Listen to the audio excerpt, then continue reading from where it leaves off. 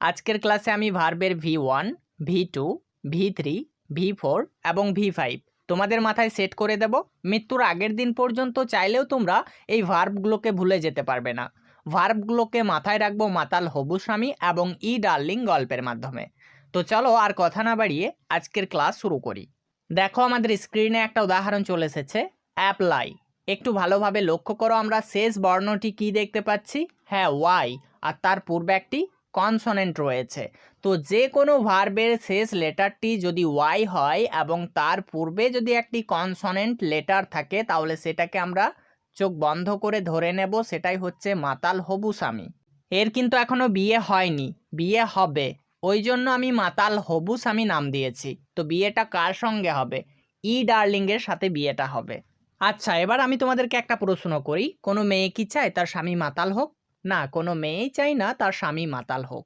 এই জন্যই ই ডার্লিং তার মাতাল হবু স্বামীকে বলছে, তুমি যদি একটু পরিবর্তন হয়ে যাও, অর্থাৎ যদি মদ খাওয়া ছেড়ে দাও, তাহলে আমি তোমাকে বিয়ে করতে রাজি। তুমি মদ খাওয়ার পরিবর্তে চাইলে তুমি আইসক্রিম খেতে পারো। এই কথা শুনেই তার মাতাল হবু স্বামী তার প্রিয়তমাকে পাওয়ার জন্য, অর্থাৎ ই ডার্লিংকে পাওয়ার জন্য সে মদ খাওয়া ছেড়ে আইসক্রিম খাওয়া ধরবে। তো আইসক্রিমের প্রথম লেটারটি যেন কি? হ্যাঁ, আই। এই আই লেটারটিকে একটু ভালোভাবে মাথায় রাখবো। কেন রাখবো চলো জেনে নিই। আমরা আই লেটারটি এই জন্যই মাথায় রাখবো কারণ ওয়াই লেটারকে পরিবর্তন করে আই করব, তবেই তো আমরা বুঝতে পারবো সে মদ খাওয়া ছেড়ে সত্যি সত্যি আইসক্রিম খাওয়া ধরেছে তার ইডি ডার্লিংকে পাওয়ার জন্য। তাহলে আমরা অ্যাপ্লাই এর ওয়াইকে পরিবর্তন করে আই করে দিচ্ছি। এবার কিন্তু আমরা এখন একে মাতাল বলতে পারবো না। এবার কিন্তু ই ডার্লিং এর হবু স্বামীকে বিয়ে করতে কোনো আপত্তি নেই, তাই এসো এর বিয়েটা আমরাই দিয়ে দিই। এর সাথে আমরা ইডি যুক্ত করে দিচ্ছি। তো ইতে ই আর ডিতে আমি ডার্লিং বানিয়ে দিয়েছিলাম খুব সহজে মাথায় রাখার জন্য। তো এর শর্ট ফর্ম হচ্ছে ইডি। তো আমরা ইডি যুক্ত করে পাচ্ছি অ্যাপ্লাইড।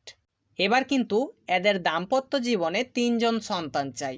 তিনজন সন্তান চাই, দুইটা মেয়ে সন্তান আর একটা ছেলে সন্তান। প্রথম যে সন্তানটা হবে সেটা হবে বড় মেয়ে।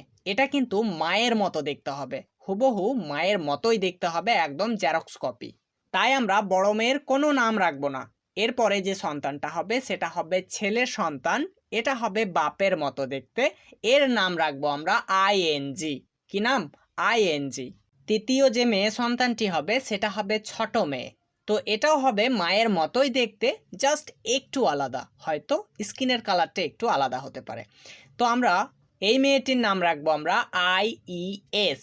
ভালোভাবে মাথায় রাখবে, আইইএস। এবার এসো আমরা ভার্বের রূপগুলো জেনে নিই। আমরা বলেছি প্রথম সন্তান অর্থাৎ বড় মেয়েটি হবে মায়ের মতো হুবহু দেখতে, অর্থাৎ মায়ের জেরক্স কপি। তো এর পাস্ট পার্টিসিপাল ফর্মটা হচ্ছে অ্যাপ্লাইড। তাহলে দেখো এর পাস্ট ফর্ম হচ্ছে অ্যাপ্লাইড, এর পাস্ট পার্টিসিপাল ফর্মটাও হচ্ছে অ্যাপ্লাইড। এবার এসো দ্বিতীয় সন্তান অর্থাৎ মেজো ছেলের কাছে আসি। আমরা একটু আগেই জানলাম দ্বিতীয় সন্তানটা হবে বাবার মতো দেখতে। তো এই সন্তানটার নাম দেব আমরা আইএনজি। তো অ্যাপ্লাই এর সঙ্গে আমরা আইএনজি যুক্ত করলে হয়ে যাবে অ্যাপ্লাইং। অ্যাপ্লাইং। এবার এসো আমরা তৃতীয় সন্তান অর্থাৎ ছোট মেয়ের কাছে আসি। তো আমরা বলেছি এটাও মায়ের মতো দেখতে হবে, জাস্ট একটু আলাদা হবে। তো এই মেয়েটির নাম রাখবো আমরা আইইএস। তো এটা হয়ে যাবে অ্যাপ্লাইজ। এবার তোমরা একটু লক্ষ্য করো, এখানে আছে ইডি আর এখানে আছে ইএস। তো এখানে ডিটা চেঞ্জ হয়ে শুধুমাত্র এস হয়ে গেছে, বাকি যা আছে সব সেম। যা আছে সব কিছু সেম রেখেছি, শুধুমাত্র আমরা ডিটাকে এস করে দিয়েছি। এই কথাটা একটু ভালোভাবে মাথায় রাখবে, এখানে শুধুমাত্র স্কিনের কালারটা একটু চেঞ্জ হয়ে গেছে। এবার তোমরা একটু লক্ষ্য করো, এখানে অ্যাপ্লাই এটা হচ্ছে প্রেজেন্ট ফর্ম, অ্যাপ্লাইড এটা হচ্ছে পাস্ট ফর্ম, অ্যাপ্লাইড এটা হচ্ছে পাস্ট পার্টিসিপাল ফর্ম, অ্যাপ্লাইং এটা হচ্ছে প্রেজেন্ট পার্টিসিপাল ফর্ম, আর অ্যাপ্লাইজ এটা হচ্ছে থার্ড পারসন সিঙ্গুলার ফর্ম। এগুলোকে আমরা সংক্ষেপে বলি V1, V2, V3, V4 এবং V5। দেখো আমাদের স্ক্রিনে আরও 4টি উদাহরণ চলে এসেছে। Try Cry copy fry, try Cry copy fry. তো আমরা এগুলোকেও খুব সহজে V2 থেকে V5 বানাবো। কিভাবে দেখো, আমরা বলেছি যে শব্দের শেষে যদি ওয়াই লেটারটি দেখতে পাই তো প্রত্যেকটি উদাহরণের মধ্যেই আমরা ওয়াই লেটারটিকে খুঁজে পাচ্ছি এবং তার পূর্বে একটি কনসোনেন্ট রয়েছে। তো এই ক্ষেত্রে কি করতে হবে বলেছিলাম? হ্যাঁ, আমরা এই ওয়াইকে আয়ে পরিবর্তন করব। আমরা আয়ে পরিবর্তন করে নিচ্ছি, এরপরে আমরা ই ডার্লিং জুড়ে দিচ্ছি, অর্থাৎ ইডি জুড়ে দিচ্ছি, তাহলে হয়ে যাচ্ছে ট্রাইট, এটা হয়ে যাচ্ছে ক্রাইট, এটা হয়ে যাচ্ছে কপিট, এটা হয়ে যাচ্ছে প্রাইট। এবার আমরা V3 বানাবো। তো কিভাবে বানাবো? একটু আগে গল্পের মাধ্যমে শিখলাম, প্রথম সন্তান অর্থাৎ বড় মেয়েটি তার মায়ের মতোই হুবহু দেখতে হবে। তো এখানে ট্রাই এর V3 হবে ট্রাইট, ক্রাই এর V3 হবে ক্রাইট, কপি এর V3 হবে কপিট, ফ্রাই এর V3 হবে ফ্রাইট। এবার আসি আমরা দ্বিতীয় সন্তান মেজো ছেলের কাছে। এটা কিন্তু তার বাবার মতোই দেখতে হবে, শুধুমাত্র এর নামটা দেব আমরা আইএনজি। তো ট্রাই এর সঙ্গে আইএনজি যুক্ত করলে হয়ে যায় ট্রাইং, ক্রাই এর সঙ্গে আইএনজি যুক্ত করলে হয়ে যায় ক্রাইং, কপি এর সঙ্গে আইএনজি যুক্ত করলে হয়ে যায় কপিং, ফ্রাই এর সঙ্গে আইএনজি যুক্ত করলে হয়ে যাবে ফ্রাইং। এবার আমরা V5 বানাবো। তো আমরা তৃতীয় সন্তান অর্থাৎ ছোট মেয়েকে একটু লক্ষ্য করব। এখানে ট্রাই এর V5 হচ্ছে ট্রাইজ, ক্রাই এর V5 হচ্ছে ক্রাইজ, কপি এর V5 হচ্ছে কপিজ, ফ্রাই এর V5 হচ্ছে ফ্রাইজ। দেখো আমাদের স্ক্রিনে আরও 5টি উদাহরণ চলে এসেছে, carry, marry, multiply, reply, modify. তো এবার আমরা V2 বানাবো। তো V2 বানানোর জন্য আমরা কি করব? হ্যাঁ, আমরা ওয়াইকে আয়ে পরিবর্তন করব। তো আয়ে পরিবর্তন করে আমরা ইডি যুক্ত করব, তাহলে হয়ে যাচ্ছে ক্যারিট, এটার হয়ে যাবে ম্যারিট, এটা হয়ে যাবে মাল্টিপ্লাইড, এটা হয়ে যাবে রিপ্লাইড, আর এটা হয়ে যাবে মডিফাইড। এবার আমরা এগুলোকে V3 বানাতে চাই। তো একটু আগেই দেখলাম প্রথম সন্তান অর্থাৎ বড় মেয়ে তার মায়ের মতোই দেখতে হবে। তো ক্যারি হয়ে যাবে ক্যারিট, ম্যারি হয়ে যাবে ম্যারিট, মাল্টিপ্লাই হয়ে যাবে মাল্টিপ্লাইড, রিপ্লাই হয়ে যাবে রিপ্লাইড, মডিফাই হয়ে যাবে মডিফাইড। এবার এসো আমরা এগুলোকে V4 বানাই। তো V4 বানানোর জন্য একটু আগেই তোমাদেরকে বলেছিলাম যে ছেলে সন্তানের নাম রাখবো আমরা আইএনজি, তাহলে ক্যারি হয়ে যাবে ক্যারিং, ম্যারি হয়ে যাবে ম্যারিং, মাল্টিপ্লাই হয়ে যাবে মাল্টিপ্লাইং, রিপ্লাই হয়ে যাবে রিপ্লাইং, মডিফাই হয়ে যাবে মডিফাইং। এবার এসো এগুলোকে আমরা V5 বানাই। তো V5 বানানোর জন্য শুধুমাত্র আমরা IES জুড়ে দেব, তাহলেই আমাদের V5 হয়ে যাবে। তো এখানে ক্যারি হয়ে যাবে ক্যারিজ, ম্যারি হয়ে যাবে ম্যারিজ, মাল্টিপ্লাই হবে মাল্টিপ্লাইজ, রিপ্লাই হয়ে যাবে রিপ্লাইজ, মডিফাই হয়ে যাবে মডিফাইজ। তো একটু ভালোভাবে লক্ষ্য করো, এখানে প্রথম সন্তান অর্থাৎ বড় মেয়ে এটা কিন্তু মায়ের মতোই দেখতে হয়েছে, আর তৃতীয় সন্তান এটাও কিন্তু মায়ের মতো দেখতে হয়েছে, শুধুমাত্র আইএনজিওয়ালা যে ভার্বটি দেখতে পাচ্ছি এটাই শুধুমাত্র বাবার মতো দেখতে হয়েছে। দেখো আমাদের স্ক্রিনে আরও 5টি উদাহরণ চলে এসেছে, গ্লোরিফাই, পিউরিফাই, জাস্টিফাই, সাপ্লাই এবং আইডেন্টিফাই। এবার একটু লক্ষ্য করো, প্রত্যেকটি ওয়ার্ডের শেষেই আমরা ওয়াই লেটারটিকে দেখতে পাচ্ছি এবং তার পূর্বে একটা করে কনসোনেন্ট রয়েছে। এই ক্ষেত্রে আমরা ওয়াইকে আয়ে পরিবর্তন করে দেব, তারপরে ইডি যুক্ত করব, তাহলে হয়ে যাবে গ্লোরিফাই হবে গ্লোরিফাইড, পিউরিফাই হয়ে যাবে পিউরিফাইড, জাস্টিফাই হয়ে যাবে জাস্টিফাইড, সাপ্লাই হয়ে যাবে সাপ্লাইড, আইডেন্টিফাই হয়ে যাবে আইডেন্টিফাইড। এর V3ও সেম হবে গ্লোরিফাইড, পিউরিফাইড, জাস্টিফাইড, সাপ্লাইড এবং আইডেন্টিফাইড। এবার আমরা V4 গঠন করতে চাই, শুধুমাত্র আইএনজি জুড়ে দেব, তাহলে হয়ে যাবে গ্লোরিফাইং, পিউরিফাইং, জাস্টিফাইং, সাপ্লাইং, আইডেন্টিফাইং। এবার আমরা এগুলোকে V5 বানাতে চাই, এই জন্য IES জুড়ে দেব, তাহলে হয়ে যাবে গ্লোরিফাইস, পিউরিফাইস, জাস্টিফাইস, সাপ্লাইস, আইডেন্টিফাইস।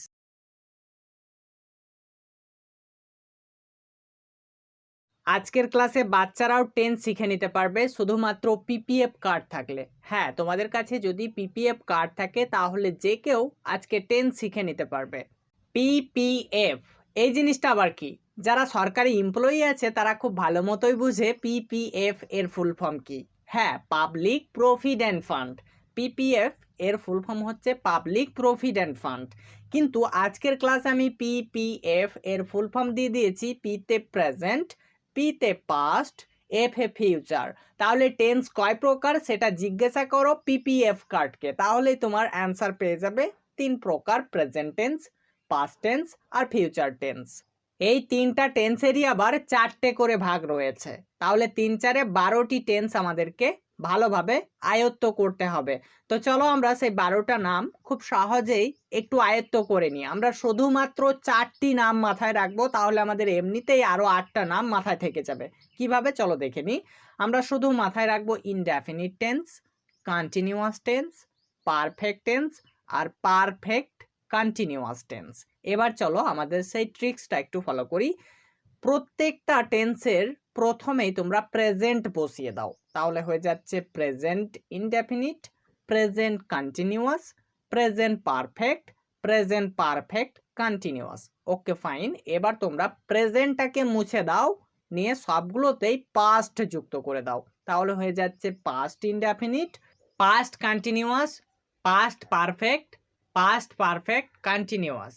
এবার আমরা সবগুলো থেকে পাস্টকে মুছে দিয়ে সবগুলোতে ফিউচার যুক্ত করে দেব, তাহলে হয়ে যাচ্ছে future indefinite, future continuous, future perfect এবং ফিউচার পারফেক্ট কন্টিনিউয়াস। তাহলে বন্ধুরা এই 4টি নাম যদি আমরা মাথায় রাখতে পারি তাহলে 12টি টেন্সের নাম আমাদের এমনিতেই মাথায় থেকে যাবে। Okay fine. এবার চলো আমরা প্রেজেন্ট টেন্স, পাস্ট টেন্স এবং ফিউচার টেন্স এই 3টা টেন্সকে কিভাবে খুব সহজে চিনবো তার ট্রিক্সটা একটু জেনে নিই। যদি কোনো ইংরেজি সেন্টেন্সের মধ্যে ডু, ডাজ, অ্যাম, ইজ, আর বা হ্যাভ, হ্যাজ খুঁজে পাই তাহলে তখনই সেটাকে বলে ফেলবো সেটাই হচ্ছে প্রেজেন্ট টেন্স। আর যদি কোনো ইংরেজি সেন্টেন্সের মধ্যে ডিড, ওয়াজ, ওয়্যার বা হ্যাডকে খুঁজে পাই তাহলে তখনই আমরা সেটাকে বলে ফেলবো সেটা হচ্ছে পাস্ট টেন্স। আর যদি কোনো ইংরেজি সেন্টেন্সের মধ্যে উইল বা শ্যালকে খুঁজে পাই তাহলে তখনই আমরা সেটাকে বলবো সেটা হচ্ছে ফিউচার টেন্স। এসো এবার আমরা উদাহরণ ফলো করি, তাহলে ব্যাপারটা খুব সহজেই বোঝা যাবে। দেখো আমাদের স্ক্রিনে একটা উদাহরণ চলে এসেছে, আই ডু। মনে করো এটার এখন আমি বাংলা জানি না, এটা আমাকে এক ঝলকে বলতে হবে এটা কোন টেন্স। হ্যাঁ, এটার মধ্যে আমরা ডু কে খুঁজে পাচ্ছি, এটা দেখেই বুঝতে পারছি এটা হচ্ছে present tense. Okay fine. Next উদাহরণ দেখো, হি ডাজ। এবার একটু লক্ষ্য করো এই বাক্যটার মধ্যে আমরা কি খুঁজে পাচ্ছি? হ্যাঁ, আমরা ডাজ এটাকে খুঁজে পাচ্ছি, এই জন্য এটাকেও আমরা বলে ফেলবো এটাও হচ্ছে প্রেজেন্ট টেন্স। নেক্সট উদাহরণ দেখো, I am doing. I am doing এটারও বাংলা মনে করো জানি না, এটাও আমাদেরকে চিনতে হবে এটা কোন টেন্স। হ্যাঁ, এখানে আমরা অ্যাম কে খুঁজে পাচ্ছি, এটা দেখেই আমরা বলতে পারি এটাও হচ্ছে প্রেজেন্ট টেন্স। দেখো আমাদের স্ক্রিনে আরো একটি উদাহরণ দেখতে পাচ্ছি, I have done. I have done একটু লক্ষ্য করো এটার মধ্যে কি খুঁজে পাচ্ছি? হ্যাঁ, আমরা হ্যাভ কে খুঁজে পাচ্ছি, আর এটা দেখেই বলে ফেলবো এটাও হচ্ছে present tense. Okay fine. Next উদাহরণ দেখো, আই ডিড। আই ডিড এখানে আমরা কি খুঁজে পাচ্ছি? হ্যাঁ, ডিড খুঁজে পাচ্ছি, এটা দেখেই বলে ফেলবো এটা হচ্ছে past tense. Next, I was doing. I was doing এখানে ওয়াজ খুঁজে পাচ্ছি, এটা দেখেই বলা যায় এটা হচ্ছে পাস্ট টেন্স। নেক্সট উদাহরণ দেখো, I had done. I had done এখানে আমরা হ্যাড খুঁজে পাচ্ছি, এটাও হচ্ছে পাস্ট টেন্স। নেক্সট উদাহরণ দেখো, I will do. I will do এটার মধ্যে আমরা কি খুঁজে পাচ্ছি? হ্যাঁ, আমরা এবার উইল কে খুঁজে পাচ্ছি, আর উইল যেখানেই থাকবে সেটা হয়ে যাবে ফিউচার টেন্স। এভাবেই কিন্তু আমরা প্রেজেন্ট টেন্স, পাস্ট টেন্স এবং ফিউচার টেন্সকে এক ঝলকেই বলে ফেলতে পারবো 1 সেকেন্ডের মধ্যে। এবার একটু লক্ষ্য করো, আই ডু এটা তো আমরা জেনে ফেললাম যে এটা প্রেজেন্ট টেন্স। কি দেখে চিনলাম? হ্যাঁ, ডু কে দেখে চিনে ফেললাম যে এটা হচ্ছে প্রেজেন্ট টেন্স।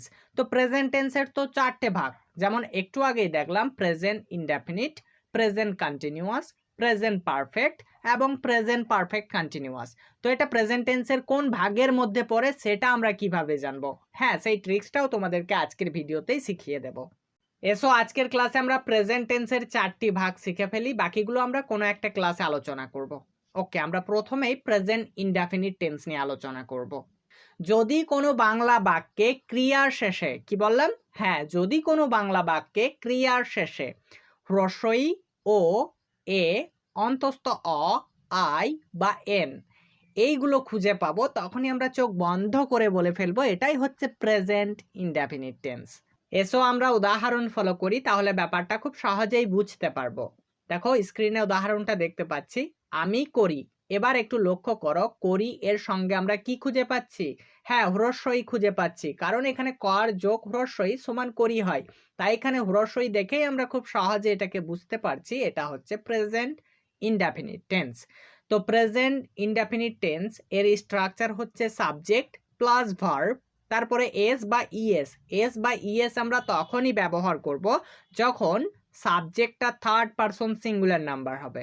যখন থার্ড পারসন সিঙ্গুলার নাম্বার হবে তখন কিন্তু ভার্বের সঙ্গে এস বা ইএস যুক্ত করতে হয়। আমি করি এটাকে এবার আমরা ইংরেজিতে বলবো। এখানে আমি এর জন্য আই ব্যবহার করতে হয়, আর করি এর জন্য ইংরেজিতে ডু ব্যবহার করতে হয়। তাহলে হয়ে যাচ্ছে আই ডু, মানে আমি করি। ঠিক তেমনি করে দেখো তুমি করো, এই বাক্যটার মধ্যে আমরা কি খুঁজে পাচ্ছি? হ্যাঁ, আমরা ও খুঁজে পাচ্ছি। আর এটা দেখেই খুব সহজে বোঝা যায় এটা হচ্ছে প্রেজেন্ট ইনডেফিনিট টেন্স। এসো এটাও আমরা ইংরেজিতে বানিয়ে ফেলি। এখানে তুমি এর জন্য ইংরেজিতে ইউ ব্যবহার করতে হয়, ইউ বসিয়ে নিলাম। আর করো এর ইংরেজি হচ্ছে ডু, তাহলে হয়ে যাচ্ছে ইউ ডু, এর অর্থ তুমি করো। নেক্সট উদাহরণ দেখো, সে করে।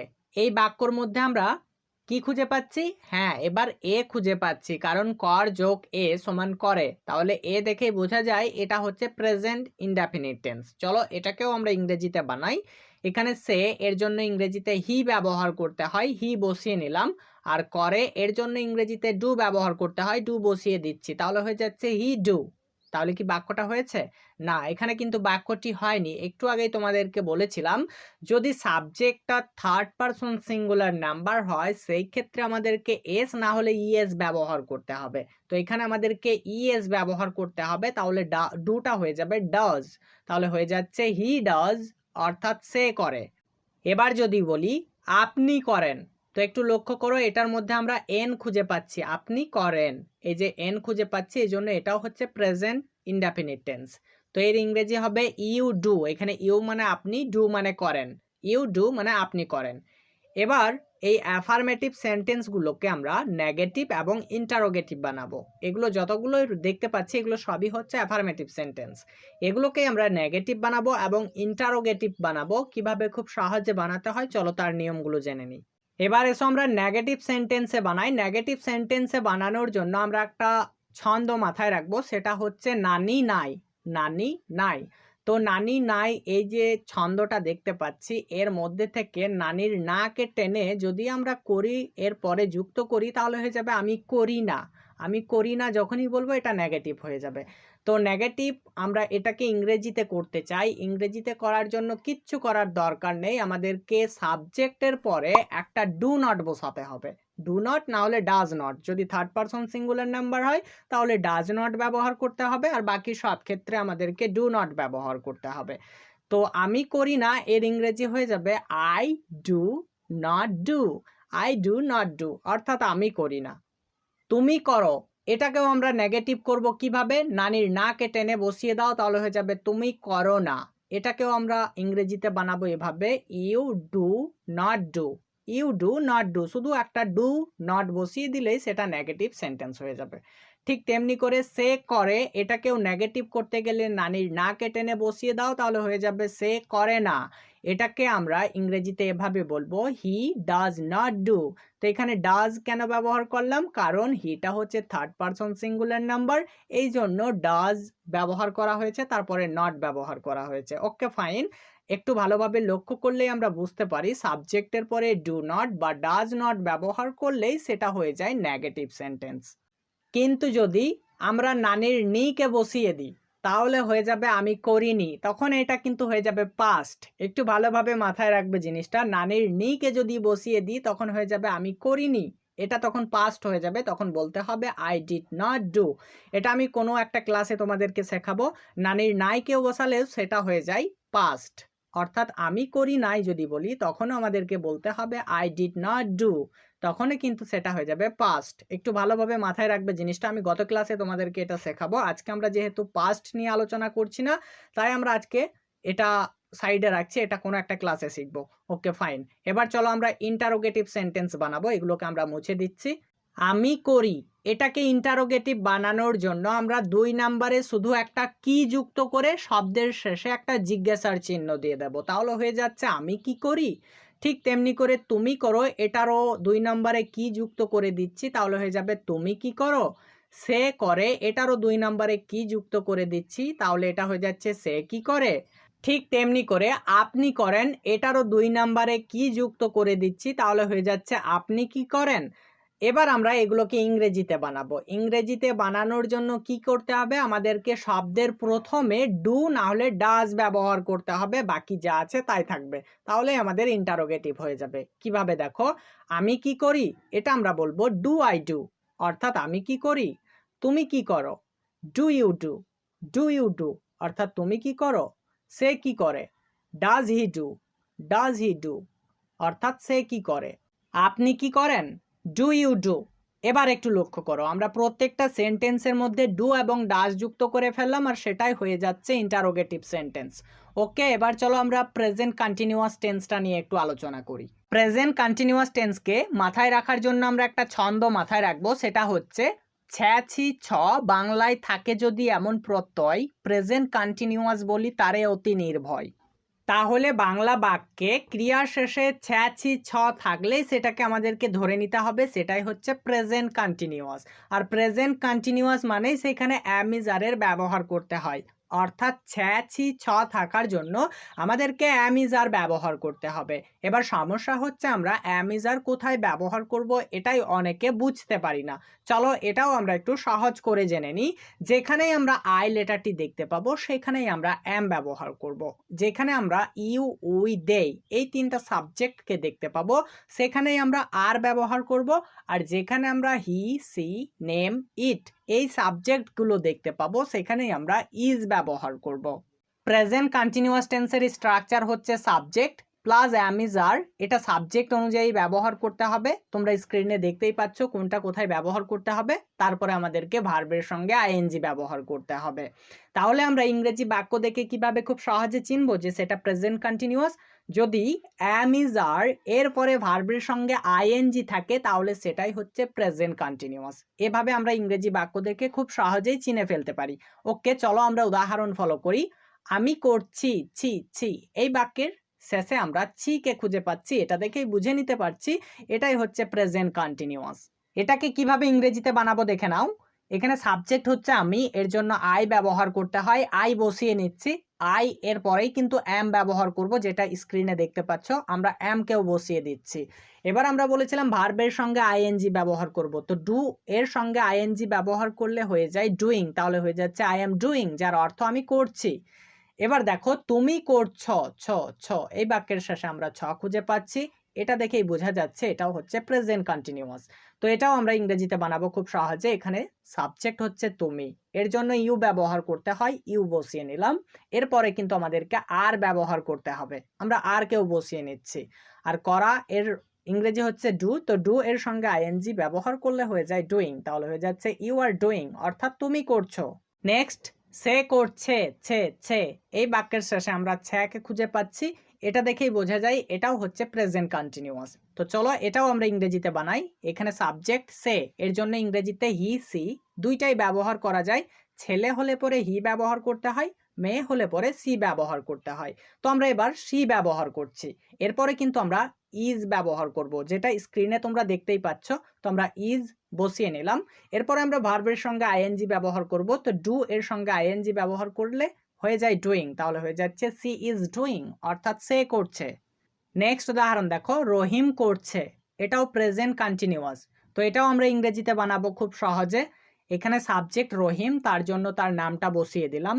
এবার একটু লক্ষ্য করো, আমরা যেখানে নেম দেখতে পাবো বলেছি সেখানেও আমরা ইজ ব্যবহার করব, তো রহিম তো একটা নাম তাই না, তাই রহিমের পরে আমরা ইজ ব্যবহার করছি।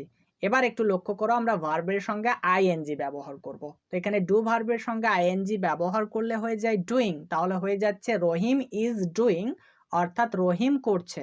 এবার এসো আমরা এই বাক্যগুলোকেই ইন্টারোগেটিভ সেন্টেন্সে বানানো শিখি। ইন্টারোগেটিভ সেন্টেন্সে বানানোর জন্য তোমাদেরকে একটু আগেই বললাম আমরা বাংলা বাক্যে 2 নম্বরে কি ব্যবহার করব, তাহলে সেটাই হয়ে যাবে ইন্টারোগেটিভ সেন্টেন্স। যদি এই বাংলা বাক্যগুলোর 2 নম্বরে কি ব্যবহার করি তাহলে কি হবে দেখো, আমি কি করছি, তুমি কি করছো, সে কি করছে, রহিম কি করছে। এবার একটু লক্ষ্য করো, এগুলোই কিন্তু এখন ইন্টারোগেটিভ সেন্টেন্স। এবার আমরা এগুলোকে ইংরেজিতে বানাতে চাই, তার জন্য আমরা কিছুই করব না। এখানে দেখো অ্যাম, আর, ইজ, এই যে 3টা হেল্পিং ভার্ব দেখতে পাচ্ছি, এগুলোকে টেনে আমরা শব্দের প্রথমে নিয়ে চলে আসবো, তাহলেই আমাদের ইন্টারোগেটিভ সেন্টেন্স হয়ে যাবে। তাহলে হয়ে যাবে অ্যাম আই ডুইং, অর্থাৎ আমি কি করছি, আর ইউ ডুইং অর্থাৎ তুমি কি করছো, ইজ সি ডুইং অর্থাৎ সে কি করছে। এবার এসো এই বাক্যগুলোকে আমরা নেগেটিভ সেন্টেন্সে বানানো শিখি। আমরা প্রত্যেকটা বাংলা বাক্যের শেষে যদি একটা করে না যুক্ত করি তাহলে সেটা নেগেটিভ সেন্টেন্স হয়ে যাবে। যেমন আমি করছি এর শেষে যদি না যুক্ত করি তাহলে হয়ে যাবে আমি করছি না। ঠিক তেমনি করে তুমি করছো এর শেষে না যুক্ত করলে হয়ে যাবে তুমি করছো না। সে করছে এর শেষে যদি না যুক্ত করি তাহলে হয়ে যাবে সে করছে না। এবার এগুলোকে আমরা ইংরেজিতে বানাতে চাই, তার জন্য আমরা কি করব, আমরা শুধুমাত্র ইংরেজি বাক্যটার 3 নাম্বারে কি বললাম, হ্যাঁ 3 নাম্বারে একটা করে নট বসিয়ে দেব, তাহলেই আমাদের নেগেটিভ সেন্টেন্স হয়ে যাবে। এবার এসো আমরা এই বাক্যগুলো কিভাবে ইংরেজিতে বানাবো সেটা শিখে নিই। আমরা এই যে ইংরেজি সেন্টেন্সগুলো দেখতে পাচ্ছি এদের 3 নাম্বারে একটা করে নট বসিয়ে দেব, তাহলেই আমাদের নেগেটিভ সেন্টেন্স হয়ে যাবে।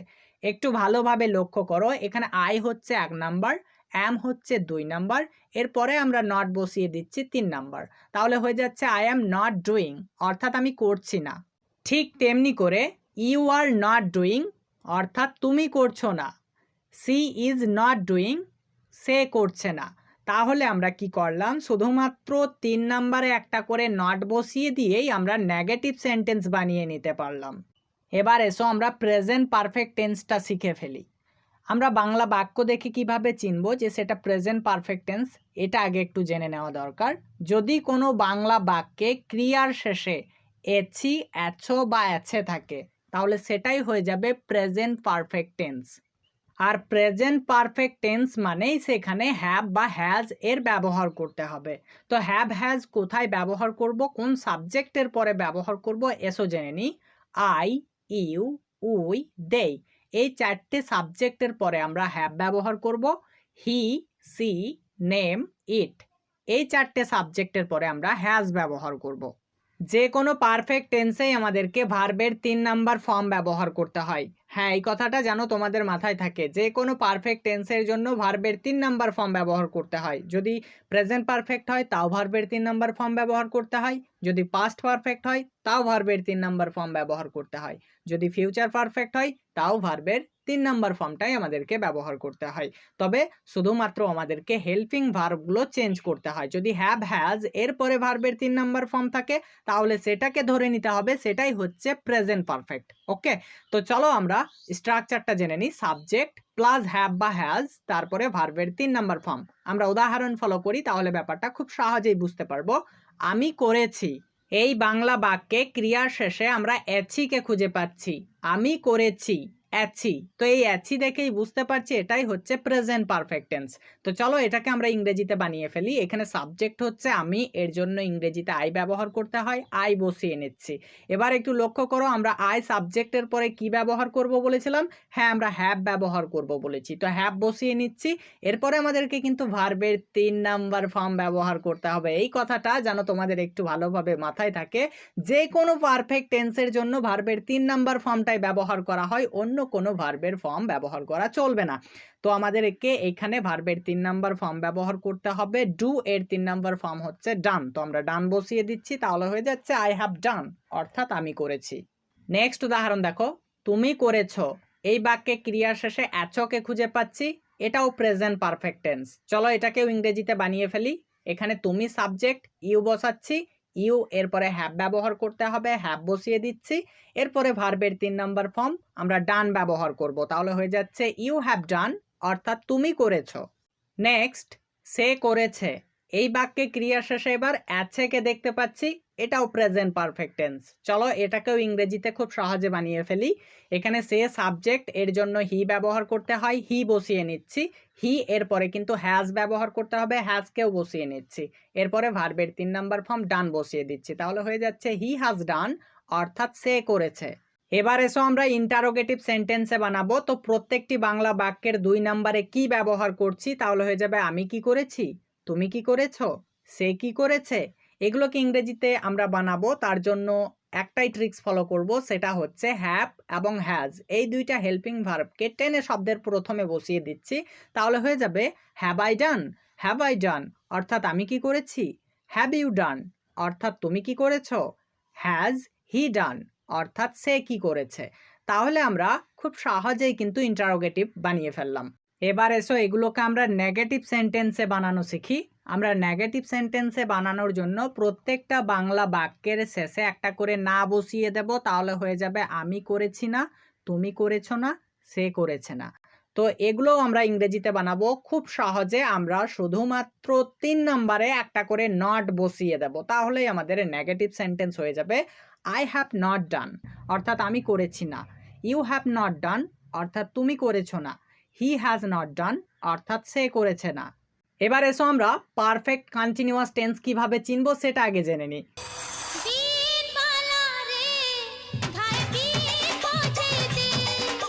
হ্যাঁ, যদি কোনো সেন্টেন্সের মধ্যে বিনবালা বিন বাজিয়ে দেয় তাহলে সেটাকে ধরে নিতে হবে সেটা পারফেক্ট কন্টিনিউয়াস। কি বললাম? হ্যাঁ, সেটা পারফেক্ট কন্টিনিউয়াস হতে পারে, সেটা প্রেজেন্ট পারফেক্ট কন্টিনিউয়াস হতে পারে, সেটা পাস্ট পারফেক্ট কন্টিনিউয়াস হতে পারে, সেটা ফিউচার পারফেক্ট কন্টিনিউয়াস। তো প্রেজেন্ট পারফেক্ট কন্টিনিউয়াসকে কিভাবে চিনবো? যদি হ্যাভ হ্যাজ এরপরে বিনবালা বিন বাজিয়ে দেয় তাহলে সেটাকে ধরে নিতে হবে প্রেজেন্ট পারফেক্ট কন্টিনিউয়াস। আর যদি হ্যাট এরপরে বিনবালা বিন বাজিয়ে দেয় তাহলে সেটাকে ধরে নিতে হবে পাস্ট পারফেক্ট কন্টিনিউয়াস। আর যদি উইল বা শ্যাল এরপরে বিনবালা বিন বাজিয়ে দেয় তাহলে সেটাকে ধরে নিতে হবে সেটা হচ্ছে ফিউচার পারফেক্ট কন্টিনিউয়াস। তাহলে তোমরা নিশ্চয়ই ইংরেজি বাক্য দেখে খুব সহজে চিনে নিতে পারবে যদি হ্যাভ হ্যাজ এরপরে বিনবালা বিন বাজিয়ে দেয় তাহলে সেটাই হয়ে যাবে প্রেজেন্ট পারফেক্ট কন্টিনিউয়াস টেন্স। এবার এসো আমরা বাংলা বাক্য দেখে কিভাবে খুব সহজে চিনবো যে সেটা প্রেজেন্ট পারফেক্ট কন্টিনিউয়াস টেন্স। যদি কোনো বাংলা বাক্যে সময়টা উল্লেখ থাকে, তারপরে যাবত না হলে ধরে, এই দুইটা জিনিসের মধ্যে একটা উল্লেখ থাকে এবং তারপরে যদি ক্রিয়ার সঙ্গে ছে ছি ছ থাকে তাহলে সেটাই হচ্ছে প্রেজেন্ট পারফেক্ট কন্টিনিউয়াস। চলো উদাহরণ দেখা যাক। আমি 3 দিন ধরে কাজটি করছি। আমি 3 দিন ধরে কাজটি করছি। এবার একটু লক্ষ্য করো, এখানে 3 দিন একটা সময়, তারপরে পাচ্ছি ধরে, তারপরে দেখো করছি। এই যে করছি বলছি, এখানে শব্দের শেষে আমরা কি পাচ্ছি? হ্যাঁ, ছি পাচ্ছি ক্রিয়ার সঙ্গে। এবার চলো আমরা ইংরেজিতে বানাবো। তো তার structure subject plus have has, তারপরে বিন, তারপরে ভার্বের সঙ্গে আইএনজি। এসো এটাকে আমরা ইংরেজিতে বানিয়ে ফেলি। এখানে সাবজেক্ট আমি, এর জন্য আই ব্যবহার করতে হয়, আই বসিয়ে দিচ্ছি। এরপরে আমরা কি ব্যবহার করব? দেখো স্ক্রিনে দেখতে পাচ্ছ আই, ইউ, উই, দে। এগুলোর পরে হ্যাভ বিন ব্যবহার করতে হয়, হি, সি, নেম, ইট। এগুলোর পরে হ্যাজ বিন ব্যবহার করতে হয়। তো আই পেয়েছি আমরা, হ্যাভ বিন ব্যবহার করব, তো হ্যাভ বিন বসিয়ে নিলাম। এরপরে ভার্বের সঙ্গে আইএনজি ব্যবহার করতে হবে, তো ডু এর সঙ্গে আইএনজি ব্যবহার করলে হয়ে যাবে ডুইং। তারপর আমরা আদার ওয়ার্ডস লিখে ফেলবো, দ্য ওয়ার্ক ফর 3 days। তাহলে হয়ে যাচ্ছে I have been doing the work for 3 days, অর্থাৎ আমি 3 দিন ধরে কাজটি করছি। নেক্সট উদাহরণ দেখো, সে 3 দিন ধরে কাজটি করছে। এটা আমরা ইংরেজিতে এভাবে বলবো, he has been doing the work for 3 days, অর্থাৎ সে 3 দিন ধরে কাজটি করছে। এবার আমরা এই সেন্টেন্সগুলোকেই ইন্টারোগেটিভ সেন্টেন্সে বানাবো। তার জন্য আমরা বাংলা বাক্যের 2 নম্বরে কি শব্দটা ব্যবহার করব, তাহলেই হয়ে যাবে এটা ইন্টারোগেটিভ। যেমন আমি কি 3 দিন ধরে কাজটি করছি, সে কি 3 দিন ধরে কাজটি করছে। আমি কি 3 দিন ধরে কাজটি করছি, এটাকে এভাবে বলবো, have I been doing the work for 3 days। সে কি 3 দিন ধরে কাজটি করছে, এটা আমরা বলবো has he been doing the work for 3 days। এবার আমরা নেগেটিভ সেন্টেন্সে বানাবো। তার জন্য আমরা শব্দের শেষে একটা না বসিয়ে দেবো, তাহলে হয়ে যাবে আমি 3 দিন ধরে কাজটি করছি না। এটাকে আমরা এভাবে বলবো যে I have not been doing the work for 3 days। আমরা শুধু 3 নম্বরে নট বসিয়ে দিয়েছি, আর কিছুই করিনি, বাকি যা আছে তাই আছে, আর এটাই হয়ে যাচ্ছে নেগেটিভ সেন্টেন্স। তেমনি করে সে 3 দিন ধরে কাজটি করছে না, এটা আমরা এভাবে বলবো he has not been doing the work for 3 days। তো বন্ধুরা আজকে এই পর্যন্তই। যদি ভিডিওটা তোমাদের কাছে ভালো লাগে, আমি তোমাদের কাছ থেকে 500টার মতো কমেন্ট আশা করছি। যদি আমি 500টা কমেন্ট আমি তোমাদের কাছে পাই তো আমি পরবর্তী ক্লাসগুলো খুবই তাড়াতাড়ি দেওয়ার চেষ্টা করব। তো আজকে এই পর্যন্তই, সাক্ষাৎ হচ্ছে পরবর্তী একটা ভিডিওতে। ভালো থাকবে সবাই।